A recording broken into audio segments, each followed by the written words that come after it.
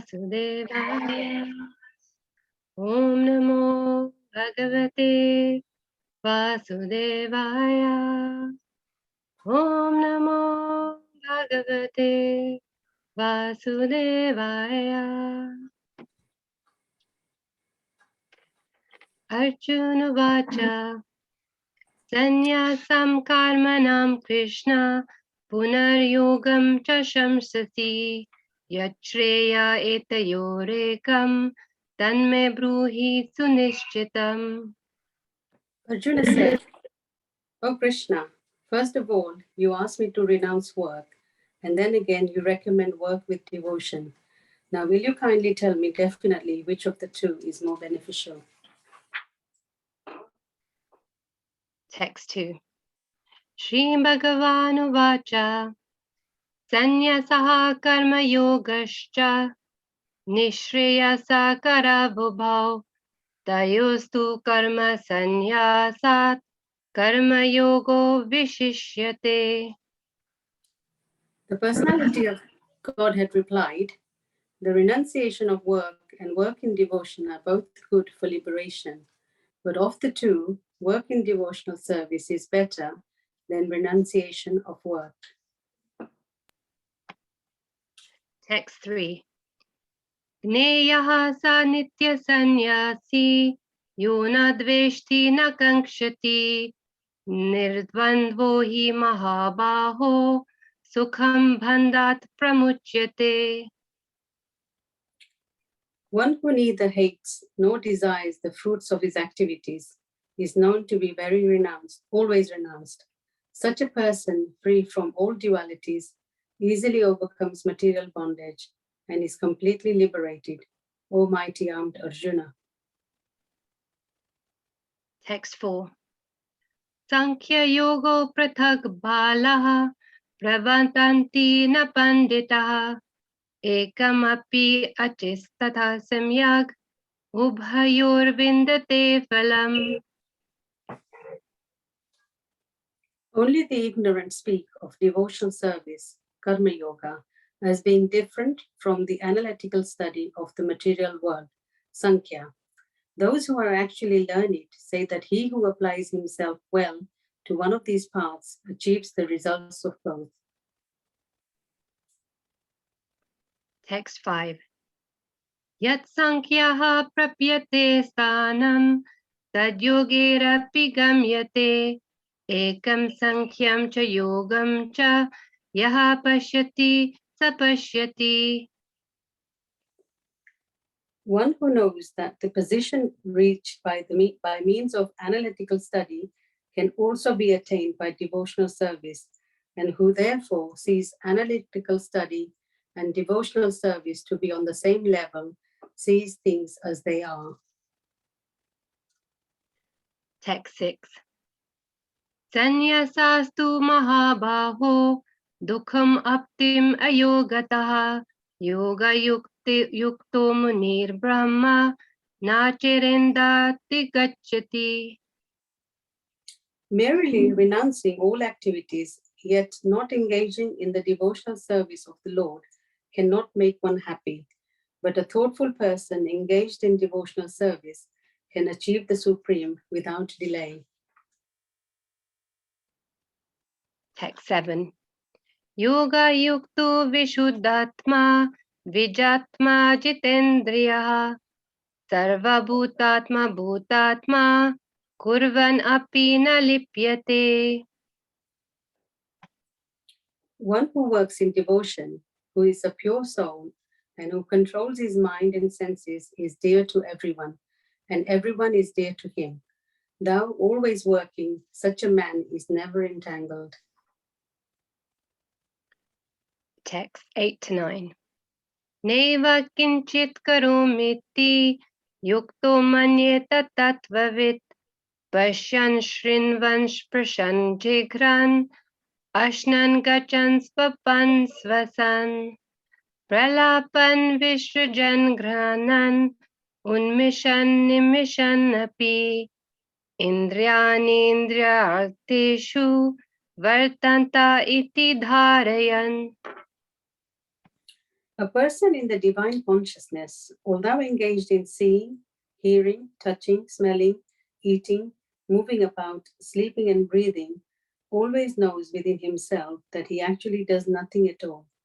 Because while speaking, evacuating, receiving, or opening or closing his eyes, he always knows that only the material senses are engaged with their objects and that he is aloof from them. Text 10. Brahmani adhyaya karmani sangam tyaktva karoti yaha lipyate na sapapena padma patram ivam bhasa. One who performs his duty without attachment, surrendering the results unto the Supreme Lord, is unaffected by sinful action, as the lotus leaf is untouched by water. Text 11.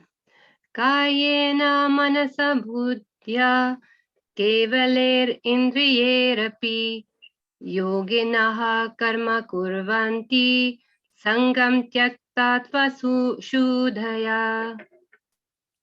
The yogis, abandoning attachment, act with the body, mind, intelligence, and even with the senses, only for the purpose of purification. Text 12. Yukta karma phalam tyaktva shantim apnoti naistikim akyukta kama karena phale shakto nibhadyate. The steadily devoted soul attains unadulterated peace because he offers the results of all activities to me, whereas a person who is not in union with the divine, who is greedy for the fruits of his labor, becomes entangled. Text 13. Sarva karmani manasa sanyasyaste sukham vashi navadvare pure dehi neva kurvanna karayan. When the embodied living being controls his nature and mentally renounces all actions, he resides happily in the city of 9 gates, the material body, neither working nor causing work to be done. Text 14. Na kartratvam na karmani lokasya srajati prabhu na karma phala samyogam svabhavastu pravartate. The embodied spirit, master of the city of his body, does not create activities, nor does he induce people to act, nor does he create the fruits of action. All this is enacted by the modes of material nature. Text 15. Nadate kasyachit papam na cheva sukritam vibhu agyana vritam jnananam tena muhyanti jantavaha. Nor does the Supreme Lord assume anyone's sinful or pious activities. Embodied beings, however, are bewildered because of the ignorance which covers their real knowledge. Text 16.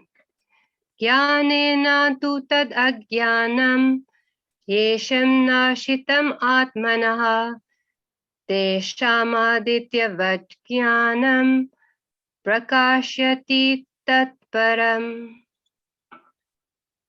When, however, one is enlightened with the knowledge by which nescience is destroyed, then his knowledge reveals everything, as the sun lights up everything in the daytime. Text 17. Tad budayas tad atmanas tanishtas tat parayanaha gachanti apunarvittim jnana nidhuta kalam saha.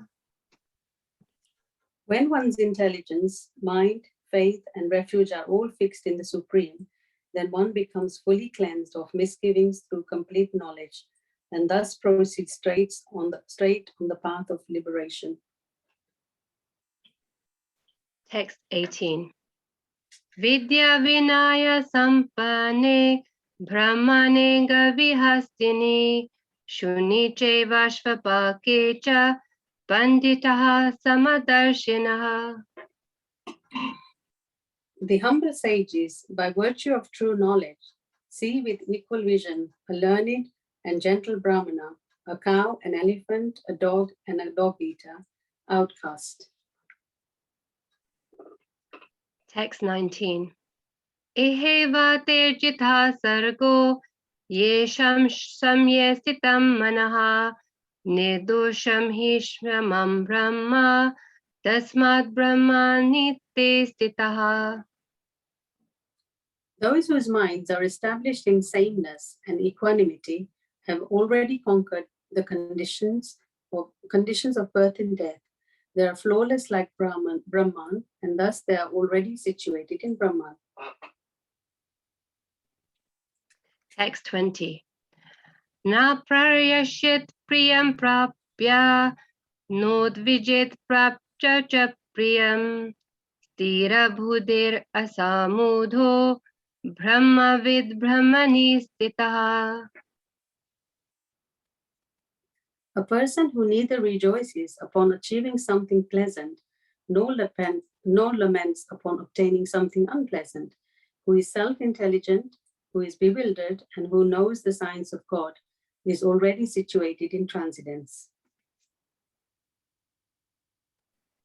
Text 21. Bhaya sparshasev ashaktatma vindyate atmani yat sukham sa brahma yoga yuktatma sukham akashyam ashnute. Such a liberated person is not attracted to material sense pleasure, but is always in trance, enjoying the pleasure within. In this way, the self-realized person enjoys unlimited happiness, for he concentrates on the Supreme. Text 22. Yehi samsparsha cha bhoga dukha yonaya evate adye advantah konteya nate shuramate buddha. An intelligent person does not take part in the sources of misery, which are due to contact with the material senses. O son of Kunti, such pleasures have a beginning and an end, and so the wise man does not delight in them. Text 23. Shanukteva yaha sodhum praksharira vimokshanat kama kradhodbhavam vegam sayuktaha sasukhi naraha. Before giving up this present body, if one is able to tolerate the urges of the material senses and check the force of desire and anger, he is well situated and is happy in this world. Text 24. Yonatha sukhanataramas tathantar jyotireva sa yogi brahma nirvanam brahma bhuto digacchati.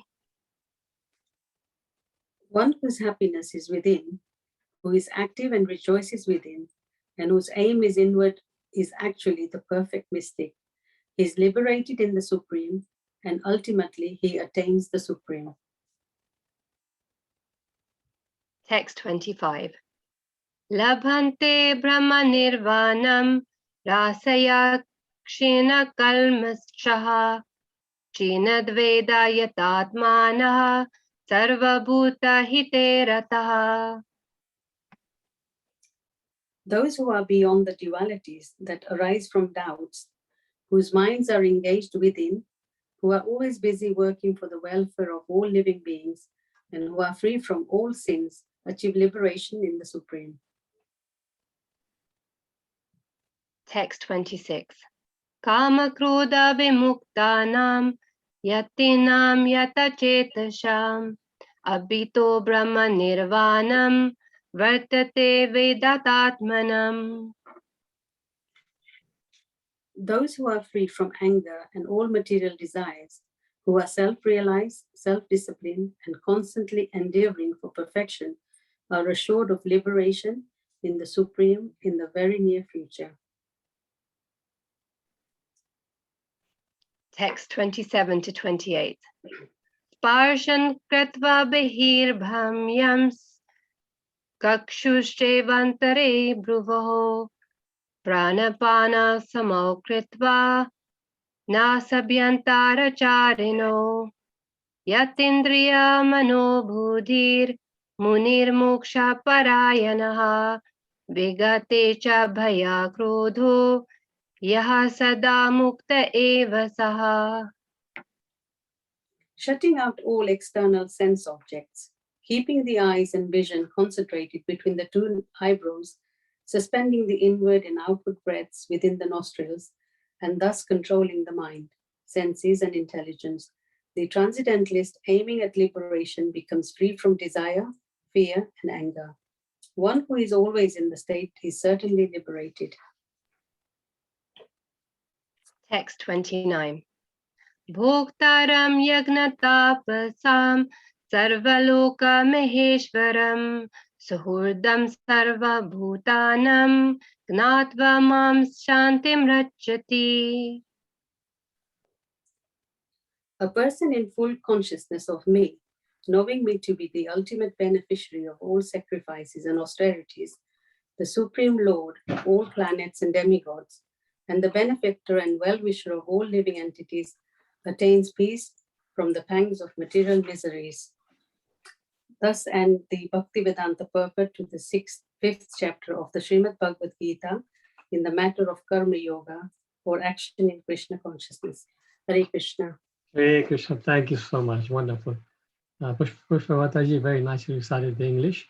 And Geeta Mataji was amazing. Very nice pronunciation, Thank very you. clear. Thank you so much, both of you. Hare Krishna. Thank you. Okay, we'll go on to the PowerPoint now. Okay, so continuing the reading of chapter 5. We're on text 15 today. As usual, we will just go and do the quick summary of the chapters so far. Let me just organize my screen a little bit here, 1 second.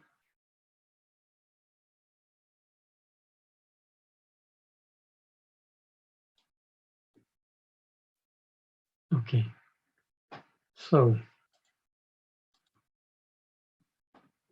text 1 to 6 in this chapter, Krishna spoke about Nishkam Karma Yoga, and then in that sector is explained it easier than renouncing work, because Arjuna in the beginning was questioning which is better.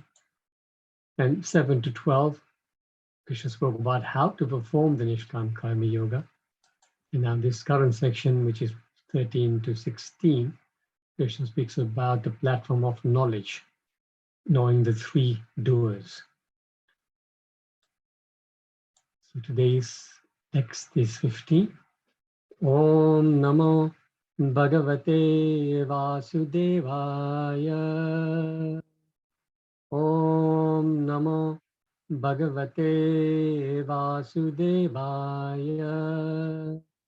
Om Namo Bhagavate Vasudevaya. Srimad Bhagavad Gita, chapter 5, text 15. Nadate kashyachit papam na chaiva sukritam vibhuhu agyanena vittam jnanam tena muhyanti jandavaha. Translation and purport by Srila Prabhupada Ki Jai. Nor does the Supreme Lord assume anyone's sinful or pious activities. Embodied beings, however, are bewildered because of the ignorance which covers their real knowledge.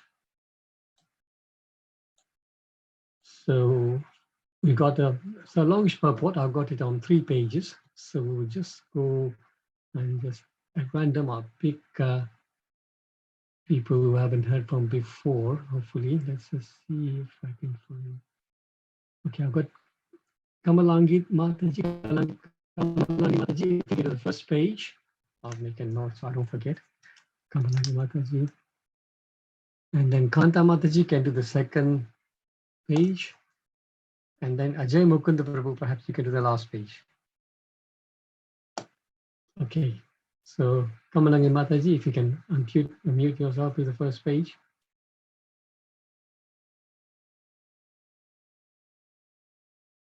Yeah, okay. You can hear me now? You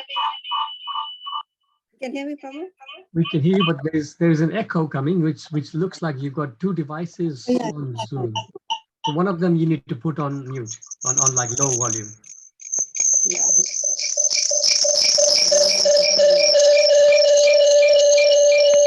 Sorry about it. Oh, dear. Yeah, Sorry, that's Prabhu. that sounds better.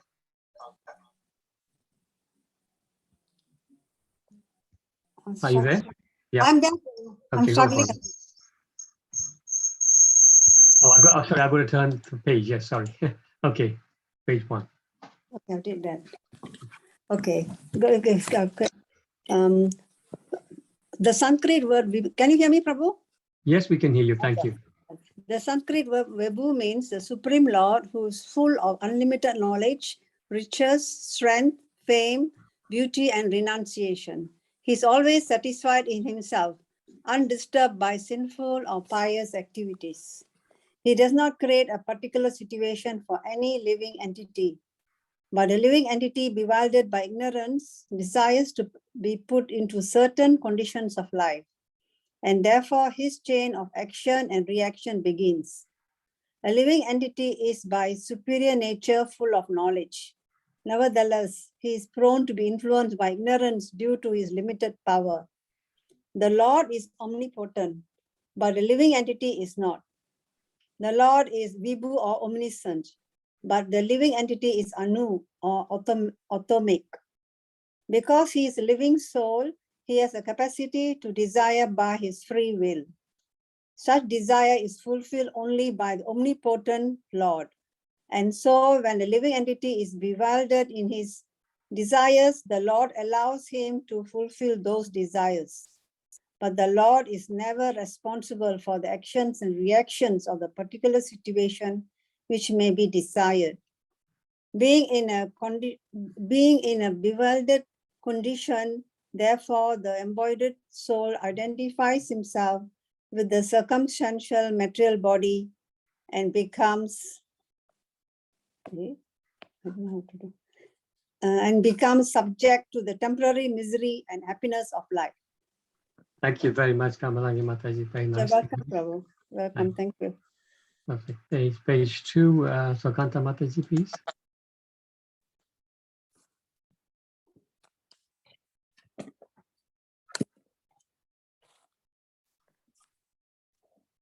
Kanta Mataji, are you able to unmute yourself? Okay, if not, then are you there? Yeah. The Okay. Lord, yeah, sorry. No, The go Lord for it. is the Lord is the constant companion of the living entity as Paramatma or the super soul, and therefore he can understand the desires of the individual soul, as one can smell the flavor of a flower by being near it.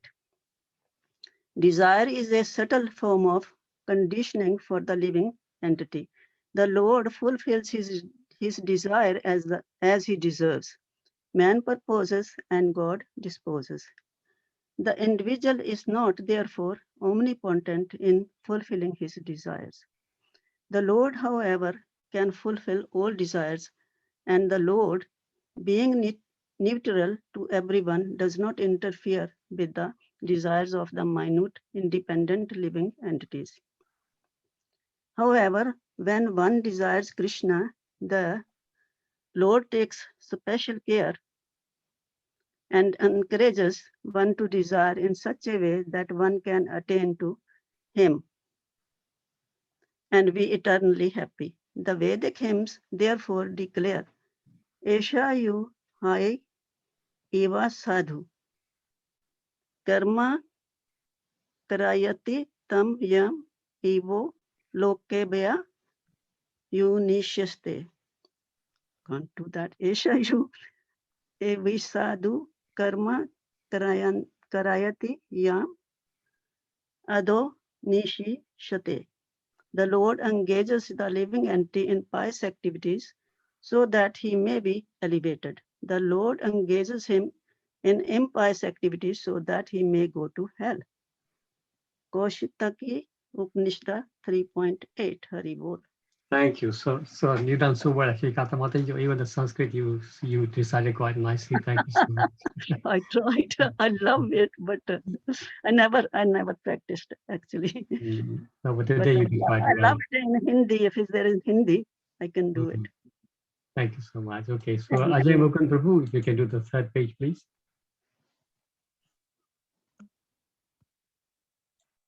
Agno, excuse me, Hare Krishna. Agno jantu anishoyam atmana sukha dukhayoho ishvara prerito gachet swargam va swabram evacha. The living entity is completely dependent in his distress and happiness. By the will of the Supreme, he can go to heaven or hell, as a cloud is driven by the air. Therefore, the embodied soul, by his immemorial desire to avoid Krishna consciousness, causes his own bewilderment. Consequently, although he is constitutionally eternal, blissful and cognizant, due to the littleness of his existence, he forgets his constitutional position of service to the Lord, and is thus entrapped by nescience. And under the spell of ignorance, the living entity claims that the Lord is responsible for his conditional existence. The Vedanta Sutra 2.1.34 also confirm this. Vaishamya naigranye na sapek satvat tatahi darshayati. The Lord neither hates nor likes anyone, though he appears to. Hare Krishna. Hey, boy, Prabhupada ki jai. Thank you so much, Ajay Mukund Prabhu. Nicely done. Sanskrit here also you've done very nicely. Thank you so much. Om Ajnanati Mirandasya Jnananjana Shalakaya Chakshurun Militam Yena Tasmai Shri Gurave Namaha Shri Chaitanya Manobishtam Stapitam Yena Bhutale Swayam Rupa Kada Mahyam Dadati Swapadantikam Nama Om Vishnu Padaya Krishna Prasthaya Bhutale Srimate Bhakti Charu Swami Namine Nikta Cheta Supranaga Vagmi Nam Sarasa Putam Prabhupada Gata Prana Naumi Bhakti Charupadi Nama Om Vishnu Padaya Krishna Prasthaya Bhutale Srimate Bhakti Vedanta Swami Namine Namaste Saraswate Deve Gauravani Pracharine Nirvishesha Sunyavadi Pashata Deshatarine Jai Shri Krishna Chaitanya Prabhu Nityananda Shri Advaita Gadadhar Shri Vasadi Gaura Bhakta Vrinda Hare Krishna Krishna Krishna Hare Hare Hare Rama Rama Rama Hare Hare Shri Prabhupada Ki Jai. So longish purport. So we will do our best to cover what I've just picked up the main points. And there's lots more that you can probably spend 3 classes on this one purport. Such a nice purport, but we will just pick up the main points and then see how we go in terms of time. So today is also, of course, a very, very auspicious day. Today is the day when Lord Krishna spoke the Bhagavad Gita to Arjuna. So today is Gita Jayanti, and hopefully the last few minutes of the session, we can just glorify the Bhagavad Gita. So just the main point I picked up here in the beginning was that Prabhupada says he is always satisfied in himself, undisturbed by sinful or pious activities. So there's a Sanskrit word for one who is satisfied within himself. Lord Krishna, of course, is always, but even a living entity can, like a advanced devotee, can also be in that state. Or what? Anybody knows what the term is? Krishna Prabhuji, is it Atmarama? Atmarama, yes. Jai Shri Mataji, wonderful. Atmarama. So Atmarama is a term that's always used for this kind of person. Chapter 2 speaks about, towards the end, speaks about Atmarama. The Bhagavatam also has many verses talking about Atmarama. So here it's saying that Krishna is Atmaram. He is satisfied within himself. So here's a question to everybody. Krishna says in the 9th chapter, 27, all that you do, all that you eat, all that you offer and give away, as well as all austerities that you may perform, should be done as an offering unto me. So the question is, if Krishna is completely satisfied, he's Atmaram, why does he need us to do all these things for him? Sounds like he's very needy. Anybody? Is it due to his causeless mercy? Sorry, Bhavani Mataji, was Bhavani Mataji speaking? Yes, Hare Krishna. Is it due to his causeless mercy? Yes, that's the point, exactly. It's not that he needs anything from us. I think Kata Mataji also was saying the same thing. He doesn't need anything from us, but he's giving us the opportunity to serve him in some way. And by serving the Supreme, we, being the tiny sparks of that Supreme Soul, we become purified. We are at the moment, we are covered by ignorance, that today's verse is saying. Jnane na navritam, covered by the Gyan. So there's a purport, nice purport in the 10th canto, chapter 11, text 11. The Prabhupada explaining this. He says, with love and affection, one should try to give something to Krishna from one's source of income. Then one's life will be successful. Krishna is full of all opulence. He does not need anything from anyone. But if one is prepared to give something to Krishna, that is for one's own benefit. The example given in this connection is that when one's real face is decorated, the reflection of one's face is automatically decorated. Very nice example Prabhupada gives here. Similarly, if we try to serve Krishna with all our opulences, we as part and parcels of or a reflection of Krishna will become happy in exchange. Krishna is always happy, for he is Atmaram, fully satisfied with his own opulence. So very clearly explained here, Prabhupada, giving you a nice example that when we please Krishna, automatically as being part and parcels of the Lord, we are pleased. Just as this finger is part and parcel of me. If I am satisfying my body with nice nourishing food, the finger also automatically gets nourished. So we are like that. It's a nice point to understand. Then Prabhupada said he does not create a particular situation for any living entity. But a living entity bewildered by ignorance desires to be put into certain conditions of life, and thereby the chain of action and reaction begins. So Krishna has, as we have many times discussed before, Krishna has set the rules. And it's now up to the living entity, using his minute independence, and there'll be more discussion about independence later on in this verse, but using that, he chooses what to do.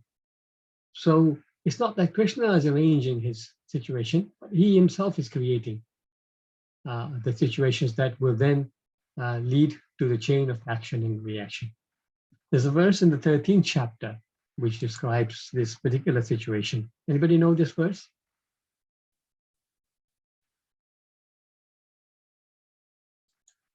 Purusha prakriti stohi bhungte prakriti jhan gunan karanam guna sangasya sat asat yoni janmasu. So karan is what? What is the reason? The reason is guna sangha. Guna means the modes. Our association, sangha, with the gunas is the real reason why we're going through sat asat yoni. So we'll be going from this life to the other, suffering or enjoying, depending on the modes. Krishna, the translation of that verse is the living entity in material nature thus follows the ways of life, enjoying the three modes of nature. This is due to his association with that material nature. Thus he meets with good and evil amongst various species. Prabhupada explains nicely in that purport that due to his desire, everything is about the desire. Due to his desire to lord it over the material nature, Prabhupada uses this term quite a lot. To lord it over material nature, which means you want to be the master of everything around you. He is put in such undesirable circumstances. Under the influence of material desire, the entity is born sometimes as a demigod, sometimes as a man, sometimes as a beast, as a bird, as a worm, and as an aquatic or a saintly man, as a bug. This is going on. How he is put into such different bodies is explained here. It is due to association with different modes of nature. One has to rise, therefore, above the three material modes and become situated in a transcendental position. That is called Krishna consciousness. Unless one is situated in Krishna consciousness, his material consciousness will oblige him to transfer from one body to another because he has material desires since time immemorial. So we have been conditioned to be like that. We have been conditioned to desire and try and enjoy. And this is why we are in the cycle of birth and death. But now that we have all been exposed to Krishna consciousness, we can understand that this is the wrong path, and we can try and correct our path and make our desires suitable for our spiritual progress rather than repeated birth and death. Prabhupada says later on in the purport, the Lord is the constant companion of the living entity as Paramatma, or the super soul. And therefore, he can understand the desires of the individual soul as one can smell the flavor of a flower by being near it. So God's, he's there in every body, and that is also explained. We looked at 1322 just now about this connection with the Sangha, Guna Sangha, and this is what brings us, keeps us bringing. But then the very next verse, 1323 explains, Upadrashtanu mantacha bharta bhokta maheshwara paramatmeti chapi yukto dehesmin purusha para. Yet in this body there is another, a transcendental enjoyer, who is the Lord, the supreme proprietor, who exists as the overseer and permitter, and who is known as the super soul. Prabhupada explains in the purport, the Lord is always eager to take him, meaning the living entity, back to the spiritual energy. But due to his minute independence, the individual entity is continually rejecting the association of the spiritual light. This misuse of independence is the cause of his material strife in the conditions of nature. The Lord, therefore, is always giving instructions from within and from without. From without, he gives instructions as stated in the Bhagavad Gita, and from within, he tries to convince the living entity that his activities in the material field are not conducive to real happiness. Just give it up and turn your faith towards me. Then you will be happy, he says. Thus, the intelligent person who places his faith in the Paramatma, or the Supreme Personality of Godhead, begins to advance towards a blissful eternal life of knowledge. So the Lord is there, Upadrashta Anumantacha, Upadrashta Anumanta. So he's there, he is Upadrashta, meaning he is basically watching all the activities, and then whenever he needs to, he gives Anumanta. So he's trying all the time, internally, he's trying to say to us, don't do this, don't do this, don't do this. But then when somebody really insists, like a spoiled child in the supermarket aisle, we've seen all seen it very much. He's rolling, crying on the floor because he wants chocolate, which his mother was refusing to buy. In the end, the mother says, okay, I'll get it for you. But then, of course, the child has to suffer the consequences in terms of bad teeth or whatever problems that are there with the things. But the Lord is there, he's just observing. So he can, as this verse is saying, he doesn't take any karma, he doesn't take any reactions for whatever is happening to a living entity. The example I was thinking about earlier was, I used to follow cricket a lot before coming to Krishna consciousness. So cricket is like an umpire. The umpire will give the results. He will say, yeah, it's 4 runs, it's 6 runs, it's out or it's not out. So the umpire cannot be blamed when somebody is out, although it happens many times when the player throws a tantrum because he thinks it's been given out wrongly. And yes, sometimes, of course, the umpire makes mistakes. He's not the super soul. But it's not actually, the umpire cannot be blamed when he makes a mistake. When the batsman makes a mistake, the umpire will give him out. So you can't blame the umpire. Similarly, a judge in a court case, when the judge passes sentence on a criminal, the criminal cannot hold the judge responsible, because the judge is doing his duty. He's just doing his duty, and he's not affected. by, even if he's sentencing somebody to death, which of course is in less and less countries now have death penalties. But even if he's subjecting somebody to death, he is not affected by it, or he doesn't take the karma of killing somebody. So that is how it is.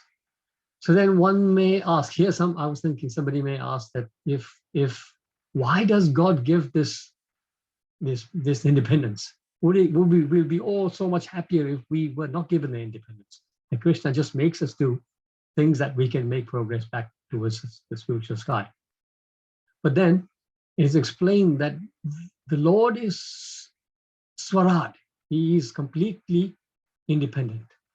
And because we are a tiny part and parcel of the Lord, so as a tiny spark, we have that tiny quality also. You can't take it away, can you? You can't have a piece of a whole and have a different quality. Quality will be the same. So similarly, we have to have, the God cannot take away the minute independence. And then it's up to us to act with that independence. And the other way that is also explained is, it's the fact that unless we have free will, there is no meaning to love, because love cannot be forced, right? Nobody can say, right, I'm going to, you have to deal in such a way that you will love me. That would not be right. So Krishna gives again that free will to us, so we can choose to love him, right? Only a person who has got some free will, he can have the desire to develop love. So for these two reasons, Krishna gives us independence.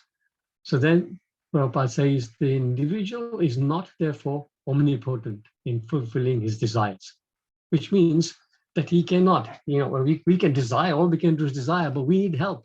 We cannot fulfill our desires. And they were in the fifth chapter, this particular section we're reading, talking about three doers, right? When we saw the subsections when we were revising the chapter. So this section is called three doers, knowledge about the three doers.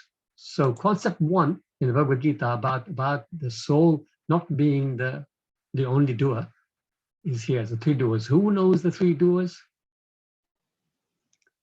Hare Krishna, Prabhuji, is it super soul? Yes. And material nature? Correct, perfect. So living entity. So what does a living entity do? What's his part of the action? He desires. Okay. He desires. And then the super soul, what does he do? We just discussed it. Sanction. He sanctions. Perfect. And then the material nature, what does that do? Fulfills. Perfect. Exact words as well. So this is how the actions are. The reason this is explained is also many times Krishna will say that living entity is not the doer. What it actually means is that he's not the only doer, because on his own he can't do anything. He needs all this. And in the 18th chapter, there's a second concept mentioned where it talks about the 5 causes for the accomplishment of all action.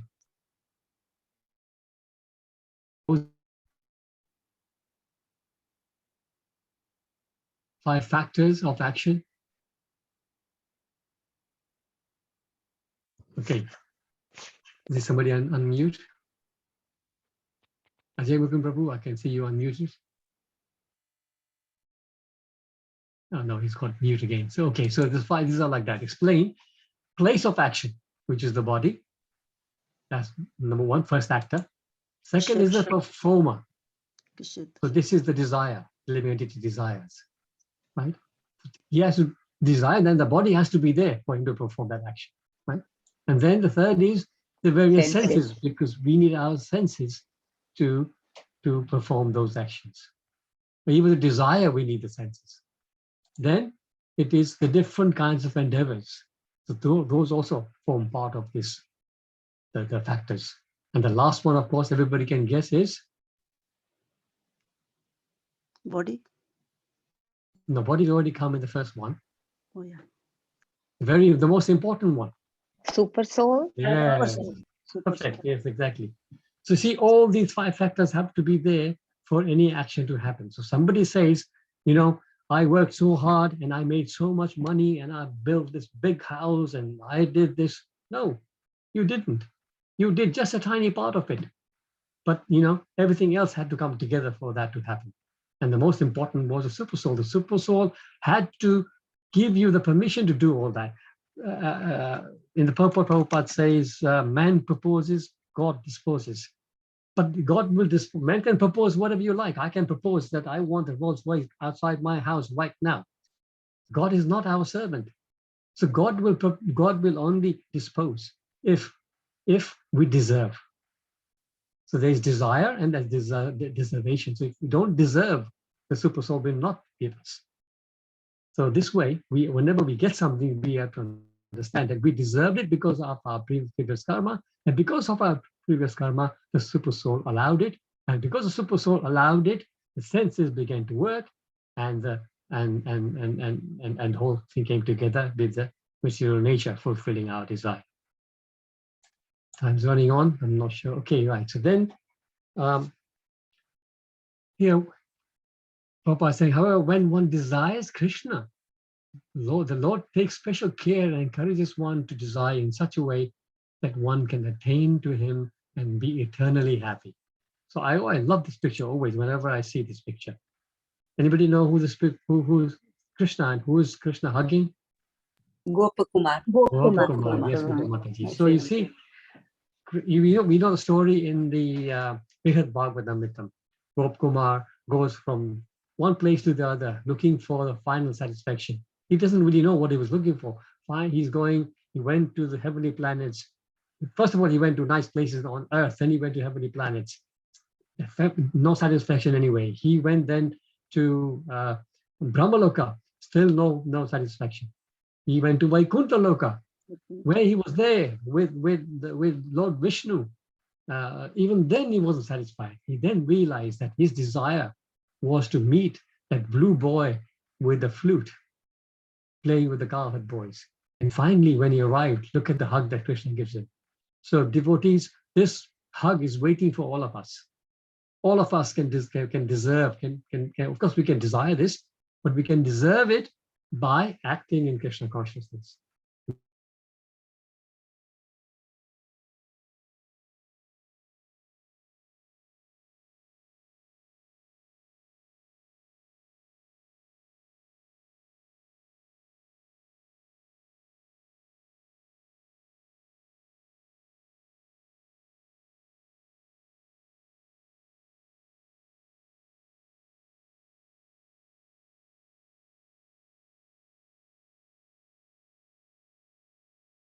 Bhagavad Gita, spoke the Bhagavad Gita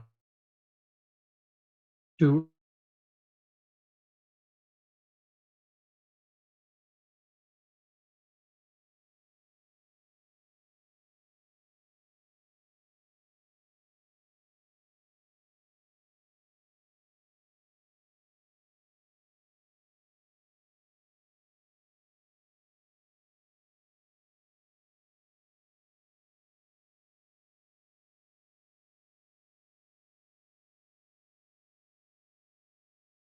the cow.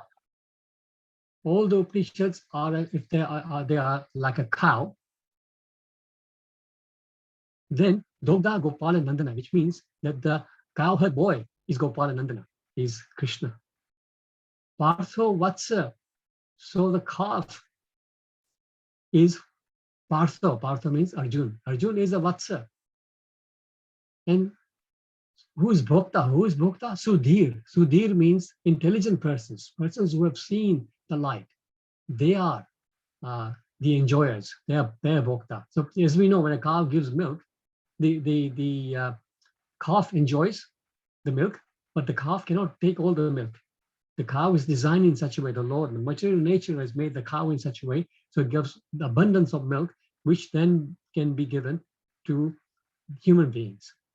So Partha and Sudhir. So of course, Arjuna is directly enjoying the Amrit of Gita, but also intelligent people, they are also enjoying it. What are they enjoying? Dugdam Gita Mritam Mahat, the topmost Amrit, which is the Dugdam Gita Amritam. So they are enjoying the milk is in the form of Bhagavad Gita. Another verse again by Sripad Shankaracharya says, Bhagavad Gita Kinchid Adita. Bhagavad Gita Kinchid Adita. Forget the last thing, next slide. Bhagavad Gita Kinchid Adita. Bhagavad Gita Kinchid. Bhagavad Gita Kinchid Adita. Oh yes. Bhagavad Gita Kinchid Adita. Ganga Jala Lava Kanika Pita. Sakrit Api Yena Murari Samarcha. Kriyate Tasya Yamena Nacharcha. Beautiful verse. So Bhagavad Gita, if somebody has Kinchit Adita, which means if somebody has studied it even a little bit, even if you've just read one page of it, or Ganga Jala Lava Kanika Pita, even if somebody has taken just a little bit of Ganga Jal, or Sukrit Api Yena Murari Samarcha, if somebody has worshipped Murari just a little bit, for those three people, what happens? Kriyeta tasya yamena na charcha, which means charcha means discussion or argument. So kriyeta tasya yamena na charcha. So such a person does not have to have an argument or a discussion with Yamaraj, which means he will never meet Yamaraj. So Bhagavad Gita is so important. And of course, there are many verses like this, but these are the two that I thought of. Idea being that please, devotees, we are all very fortunate. We're coming together every evening to study the Bhagavad Gita in detail like this. But pass on the message to your friends to come and join the classes. And of course, today is still time to make a few phone calls and try and distribute the Bhagavad Gita to your friends and family. So we will end here, devotees, and I will invite any questions, comments, corrections.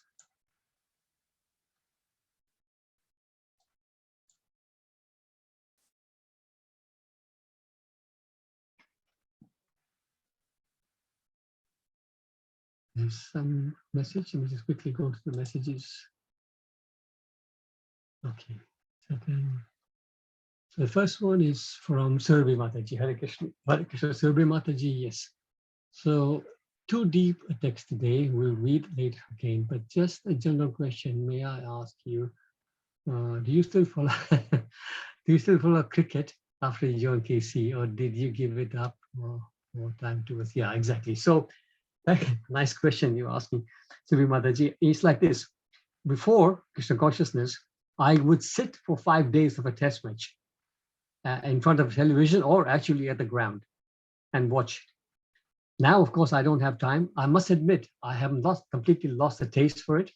I still follow the headlines. I don't have time to follow it like ball by ball that I used to, but I follow the headlines. I know generally what's going on. I used to know each player in most of the bigger teams by name. Now I don't. I don't even know who's playing for England or India. So yeah, things have changed a lot. But thank you for the ask. To be honest, yes, I do have some interest, but I just don't have the time to follow it anymore.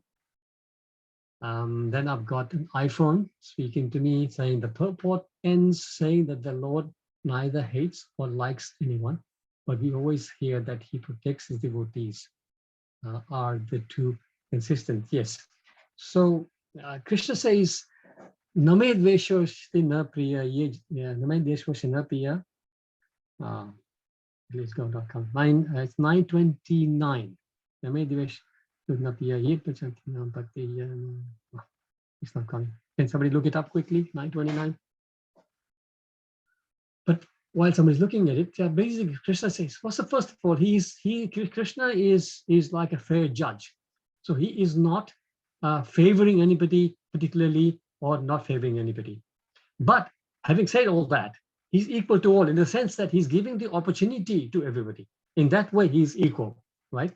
So just like rain will fall equally to everyone, whether somebody is a pious person or an impious person, rain will be there for him. so he can have food. So like this, Krishna provides for everybody. But when it comes to devotees, he is especially partial to the devotees. This is what that particular 929 explains. So it is, in one way you can say he's impartial, but he is still partial to his devotees. And the example, the explanation that devotees give sometimes is like a person, a king. A king is supposed to be equipoise. He should be completely impartial. But still, he cannot help but be partial to his own children, right? And that's just nature. It's not partiality, actually. It's just human nature, that you will be more partial to your own children. So that way, that is natural partiality that comes in. But otherwise, the Lord is impartial. That's the point that's making. I hope that understand. Okay, let me see what comes next.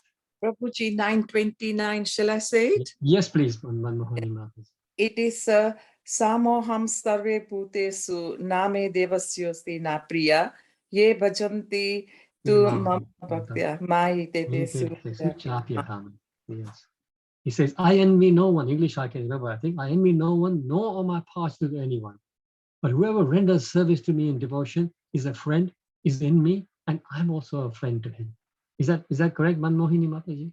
Yes, it is. Yes, Prabhuji. Yes. So this is what we just explained. Okay, and I've got Gita Mataji says, yeah, thank you, Gita Mataji, for your. Okay. Also the 5 poses are Surabhi Mataji, yes. Also the 5 poses are talk of the super soul sanctions very discriminately. Just my ignorance for you. So yes, the super soul will allow an action to happen, as I was saying, depending on your qualification to deserve that.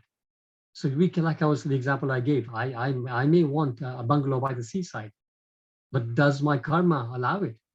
And only who will know? I can say yes, I've been a very good person, but only Krishna knows what I had done, not in this lifetime, but also in my millions of previous lifetimes. So he will be discriminate about that. I hope that answered the question. Okay, let's see. Okay, Gita, yeah, that's the translation. Yeah, thank you so much. Okay, so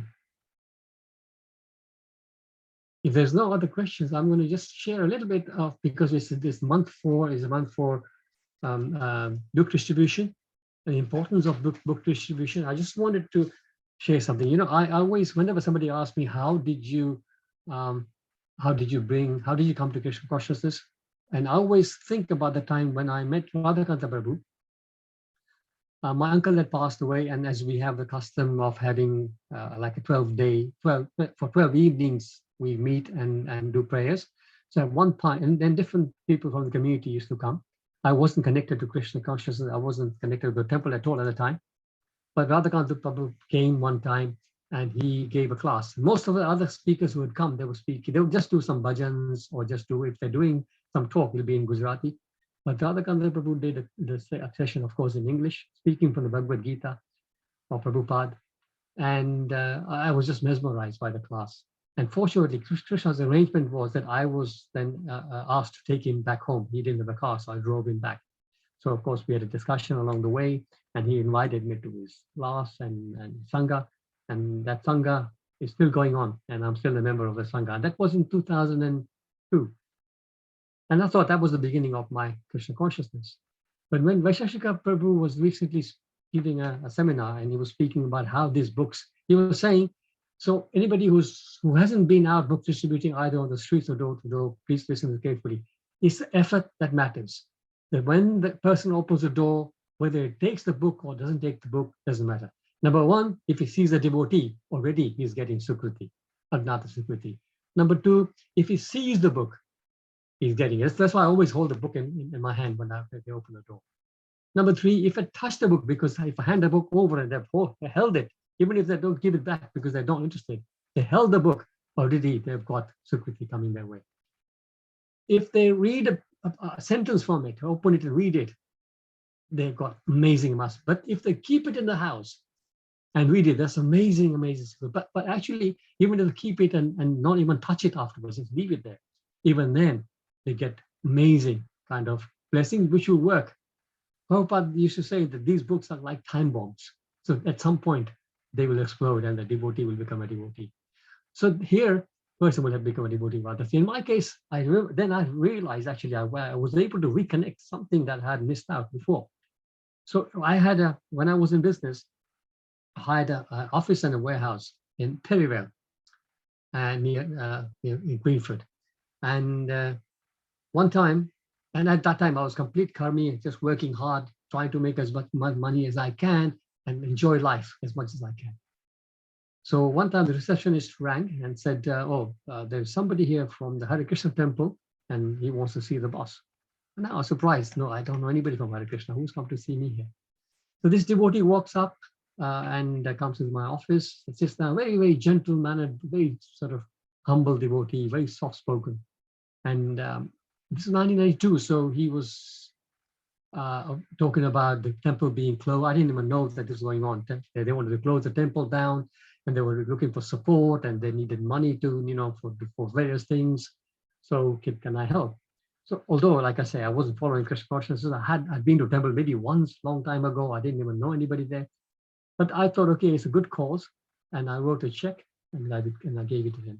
In return, he gave me a Krishna book, and he gave me a large framed picture of the altar at the manor. So I took it home, and I was at the time not devotee at all. Like I say, I was completely karmi, so I wasn't so much interested. My mom looked at the book, but obviously it was in English, so it was not good for her. But she liked the picture on it. Anyway, that was it. That was our interaction with the two items. I took them up and didn't even hang the picture on the wall. I put it away in the cupboard somewhere. That's it. That was it. That was my connection. And then that time bomb took 10 years. 10 years later, I met Radhakanta Prabhu and my life started. So the point I'm trying to make here is any effort we make to go door to door, to stop people on the street, to get them even somehow, even to look at the book, that is already your job done. Forget about how many books you can distribute and how much Lakshmi we connect. No, that doesn't matter. It's how you are just giving some soul a glimpse of Srila Prabhupada's book. That sometimes is enough. Just wanted to share that. Thank you so much. So it's quite late now, and once again, there's something here which I'll see if I can deal with quickly. But it is self-worship on display that is incorporated in the organization. Is it proper sales structure then? Okay, I didn't quite understand this question, Subhi Mataji. Could you explain? Oh, book distribution. Okay. So book distribution is, yeah. So you know what, Mataji, is not, and Prabhupada always emphasizes, yes, of course, we need the Lakshmi to print more books, and we can do that. But the main idea is not to sell. We're out there to make sure that maximum number of people get a chance to see the books. The Lakshmi is secondary. I'm not saying it's completely unimportant. It's more important to ask for Lakshmi, because if they give something, then they will value the book. That's why we ask for Lakshmi. Not just that, it is said in the Shastra that if somebody gives him something in return for the spiritual knowledge, he can get deeply connected to that knowledge.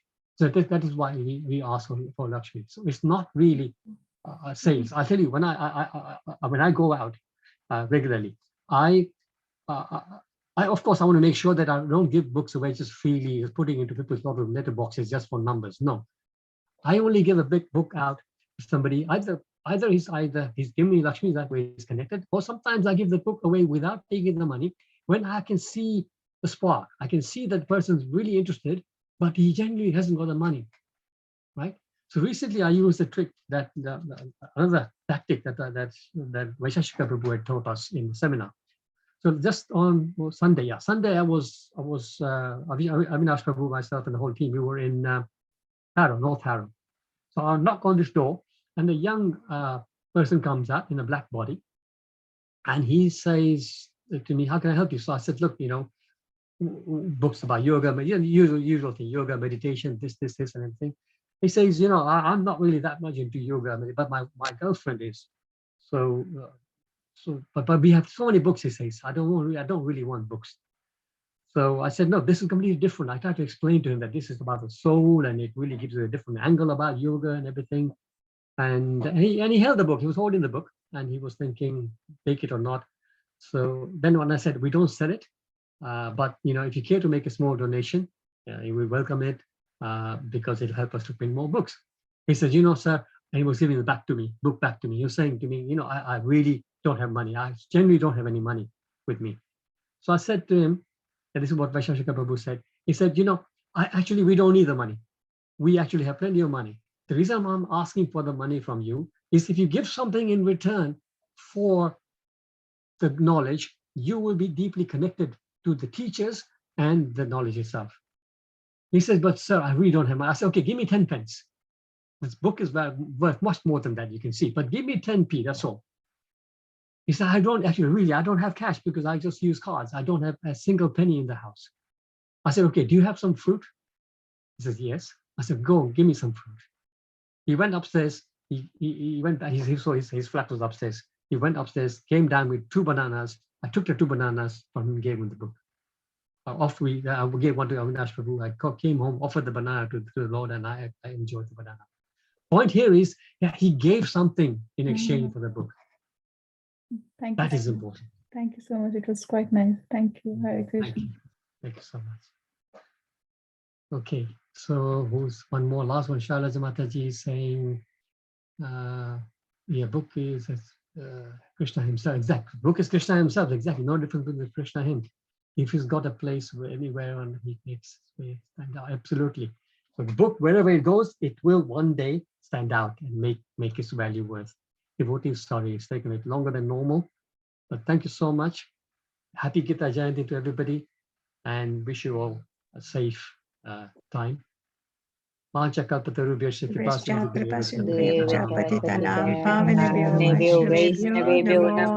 Namo. Thank you, Prabhuji. Srila Prabhupada ki jai. Hare Krishna. Thank you, Prabhuji. Hare Krishna. Hare Krishna, Prabhuji. Hare Krishna, everybody. Thank you for lovely class. Thank you, Varshamataji. Hare Krishna. Hare Krishna. Hare Krishna, Malkesh Prabhu. Hare Krishna, Krishna Ki Mataji. Hare Krishna, Prabhuji. It's Hare very, Krishna. very enlightening class, Prabhu. Very nice class. Thank you for your encouragement, Kantamachi. Thank you, Hare Krishna. Thank you. Thank you so much. Thank you. Okay, devotees, we'll call it a day. We'll see you next week. Hare Krishna.